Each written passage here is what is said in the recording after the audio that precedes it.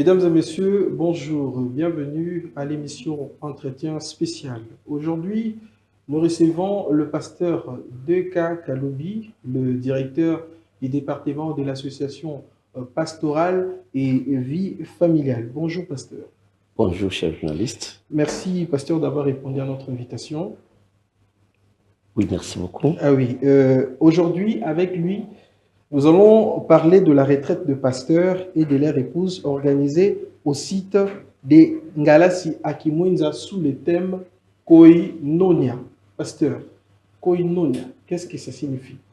Oui, un rectificatif premièrement. Le thème n'est pas Koinonia. Koinonia, c'est le rassemblement entier. Et s'il faut bien expliquer, Koinonia, c'est un terme grec qui voudrait tout simplement dire un rassemblement fraternel. Ceci est tiré du livre des Actes des Apôtres, chapitre 2, verset 42, où il est dit « Ils persévéraient dans l'enseignement des apôtres, dans la communion fraternelle, dans la fraction du pain et dans les prières. » Alors, nous référant de ces versets, il a plu à l'association pastorale de l'Union du Congo-Ouest d'organiser une rencontre à l'honneur de tous les pasteurs et leurs épouses. Ah oui, merci beaucoup, pasteur, mais nous voulons chercher, nous cherchons plutôt à comprendre c'est quoi l'objectif derrière cette retraite que vous organisez. Oui, l'objectif est précis.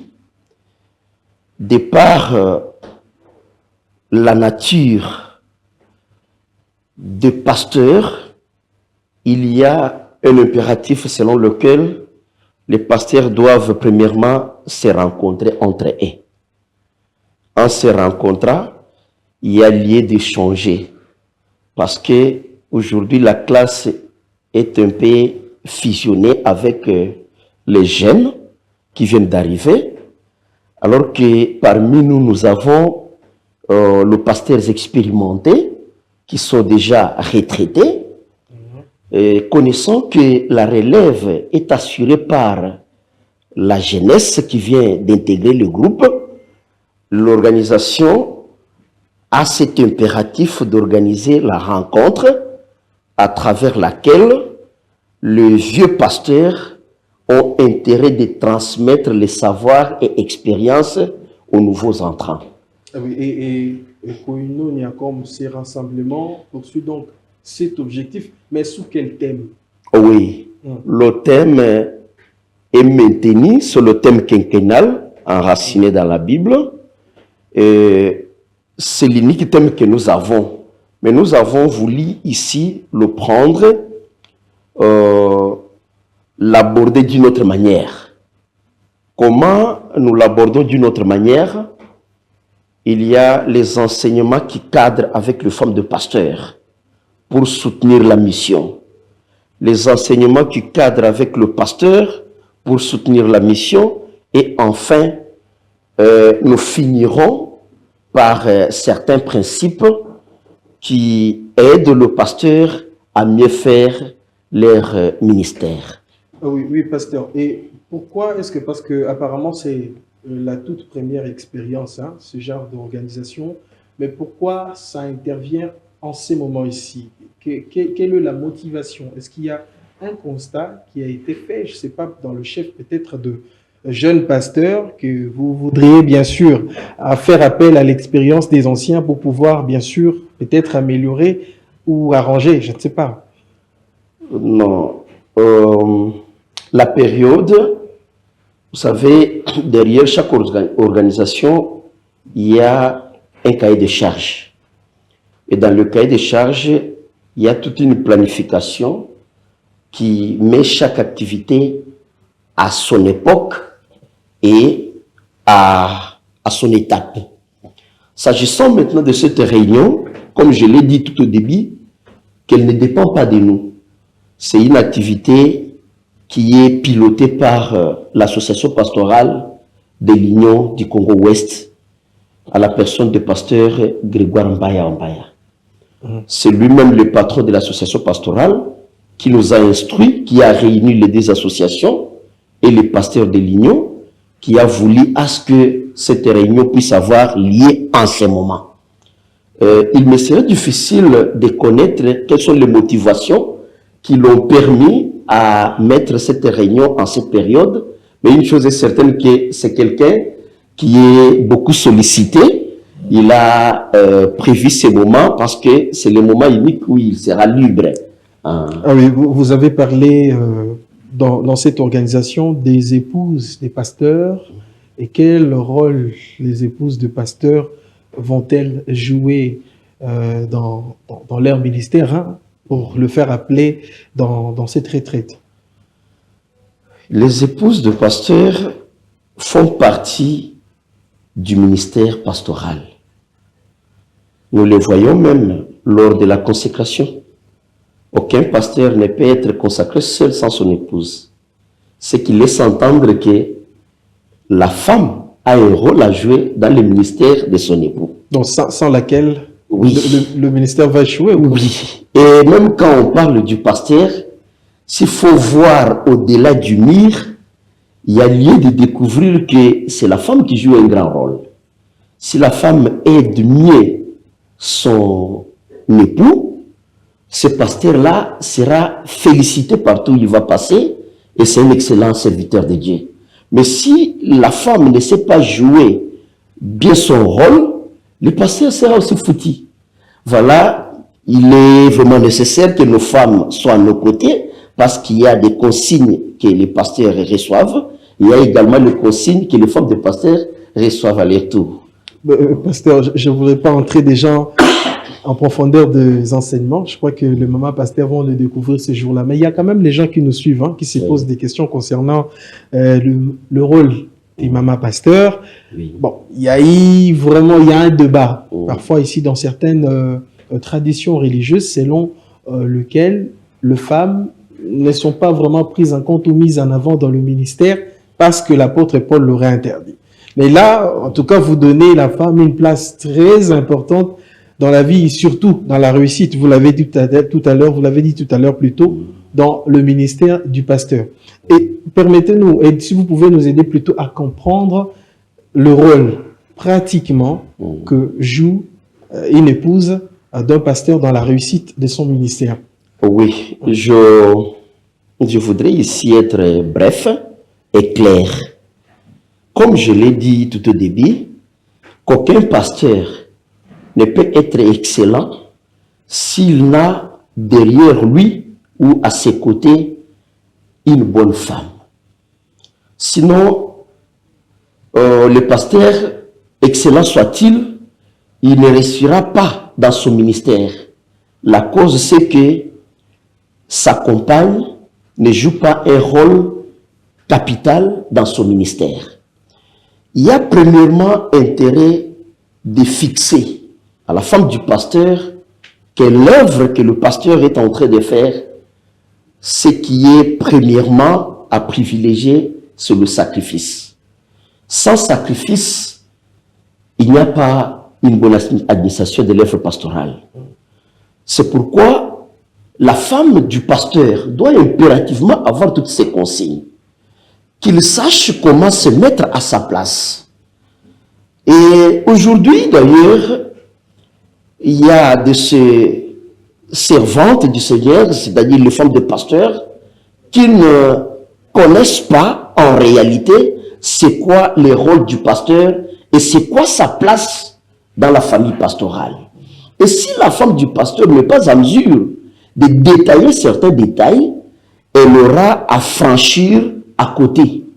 D'où il faudrait réajuster les femmes de pasteurs à travers cette réunion parce qu'il y a un enseignement bien prévu pour les femmes de pasteurs où on sera en train de leur dire comment ils doivent se comporter, comment elles doivent réellement accompagner leur mari. Et pour revenir à votre question, comme vous l'avez dit, vous voyez même dans l'assemblée, si la femme du pasteur ne joue pas son rôle, même les mamans qui sont là, elles manqueront à laquelle c'est se vouer. D'où s'il y a un pasteur, la femme du pasteur qui sait mieux recadrer les choses, elle aura également à recadrer les mamans qui sont au sein de l'église. D'où il faut que cette maman soit enseignée. Ah oui, je voulais préciser que pasteur Deka Kaloubi est le directeur du département de l'association pastorale et vie familiale du côté de la mission de Kinshasa, parce qu'à Kinshasa, on a deux circonscriptions, je peux dire ça, oui. Deux circonscriptions. Il y a la circonscription, excusez-moi, du côté ouest de Kinshasa et du côté est. Lui, il est du côté ouest de la ville, province de Kinshasa. Pasteur, partant de cette activité, qu'est-ce que vous attendez comme impact dans la vie, surtout du ministère de pasteur, dans votre circonscription? Oui, nous avons cette conviction que l'impact sera positif dans le sens où les pasteurs auront suffisamment de la notion et après cette séance de prise en charge, le pasteur sera à mesure d'interpréter valablement son ministère dans différents regroupements et religieux où nous sommes affectés. Et il y a encore une autre dimension que je voudrais ici soulever. L'association pastorale a les prérogatives de prendre en charge les anciens diacres et diaconesses. C'est à nous d'enseigner les anciens, d'enseigner aux diacres comment faire ou comment administrer au sein de l'Église. J'aimerais vous donner ici un exemple typique. Nous avons toute une colonie de départements au sein de l'Église. Nous avons le pasteur qui est là, le pasteur de district, nous avons les anciens, Mama Diaconesse, Dorcas, et tous ces gens-là. Dites-moi, où sont les bureaux de tous ces départements? Il n'y a aucun bureau. Tous ces gens travaillent devant l'assemblée qui est devant eux. S'il n'y a pas répartition des cahiers de charges, il y aura chevauchement. Parce que l'ancien sera en train de faire le travail du pasteur, le pasteur sera en train de faire le travail du diacre, et le diacre sera en train d'exécuter les tâches de la diaconesse ou encore de Maman Michel. Le travail de l'association pastorale, c'est de recadrer, c'est de donner les cahiers de charges à chaque département. Nous commençons d'abord avec les anciens. Qui est-ce qu'on appelle ancien? On doit montrer à l'ancien la signification de son nom et en plus ce qu'on entend de lui. Secondo, qui est diacre ou diaconesse? On doit connaître le travail du diacre et de la diaconesse pour éviter un peu les chevauchements. C'est de cette façon que nous pouvons bien décoller. Et s'il n'y a pas cette éducation, les gens seront en train d'entrer dans les tâches des autres, ce qui va engendrer les désordres. Mais apparemment, le diacre, les anciens diacres, diaconesses, ne seront pas dans cet événement. Oui, si nous avons soustrait la présence des diacres, diaconesses anciens, c'est parce qu'il y a un événement devant nous. Vous savez très bien qu'en date du 21, c'est le début de la campagne Retour au bétail. Connaissant l'importance que revêt les anciens et les diacres, y compris les diaconesses, il est imprudent de laisser l'Église seule sans ses serviteurs de Dieu précités. Comme les pasteurs seront chez Ngalassi, à partir du 18 jusqu'au 21 matin, les anciens devront impérativement prendre la relève au sein de l'Église pour ne pas laisser le poste vide. Et dès que nous aurons terminé avec les pasteurs, l'organisation a prévu un jour, 2 jours. Il y a un jour pour tous les enfants de pasteurs et il y a un autre jour pour les anciens diacres et diaconesses. Cette fois-ci, ça ne sera pas chez Ngalassi, mais ça sera en plein centre-ville. Ah oui, pasteur, nous sommes déjà en train de tendre vers la fin de notre mission de séjour, mais j'aimerais, avant que nous puissions prendre les questions qui nous restent, que vous puissiez un peu parler de cet événement, du temps que ça va se dérouler. Ça sera de quel jour et quel jour et qui sont conviés à cet événement-là, avant que nous puissions prendre les questions qui nous restent pour clôturer. La date de début, c'est le 18. Il y a tout un programme quant à ça. La commission d'organisation sera bel et bien présente à partir de 10 heures chez Ngalassi, et les pasteurs sont invités de se présenter sur les lieux à partir de 11h, 12h, et ça sera les administrateurs qui pourront nous rejoindre à 16h. Alors, il est demandé à tous les pasteurs. Lorsque je parle de pasteurs, il y a plusieurs catégories, mais nous disons tous les pasteurs, hormis les pionniers. Mais tous les pasteurs sont conviés à cette grande messe qui se tiendra chez Ngalassi du 18 au 21 matin. Merci beaucoup, pasteur Deka Kaloubi. Mais déjà, que vous avez parlé de l'impact, mais comment attendez-vous que ces enseignements qui seront donnés à cette retraite soit concrètement appliqué au sein de l'Église? Ça, c'est notre souhait. Le souhait, c'est que la matière qui sera prêchée tombe sur une terre fertile. Ça, c'est le souhait de tous les dirigeants. Et nous espérons qu'en revanche, les serviteurs de Dieu qui bénéficieront de cette matière les mettront au profit des membres, et c'est de cette façon qu'ils pourront expanser la bonne nouvelle. Ah oui, pasteur, vous terminez directement avec un message de la fin pour le pasteur ou ceux qui sont conviés à cet événement. Oui, nous disons que c'est un grand événement. Et la présence de tous les pasteurs est impérativement souhaitée, y compris nos épouses. Nous n'admettrons pas que l'œuvre puisse commencer à tournoyer faute d'enseignement, mais le serviteur de Dieu a émis le vœu de prendre en charge les serviteurs de Dieu et leurs épouses. Alors, il nous est demandé d'amener nos femmes dans cette grande messe pour une bonne prise en charge. Mais nous rappelons une dimension, parce que nous avons parlé du fond, il y a aussi la forme. Pour parler de la forme, j'aurais souhaité souffler aux téléspectateurs que tous les pasteurs qui seront là et leurs épouses, il y a les uniformes bien définis. Ako a son uniforme pour les mamans, Mikil a aussi son uniforme. Nous les hommes, nous sommes en train de nous battre pour avoir aussi une tenue. Et nous serons tous ces jours-là dans cette tenue-là pour montrer un peu une bonne forme, si je m'abuse. Merci beaucoup, pasteur Deka Kaloubi.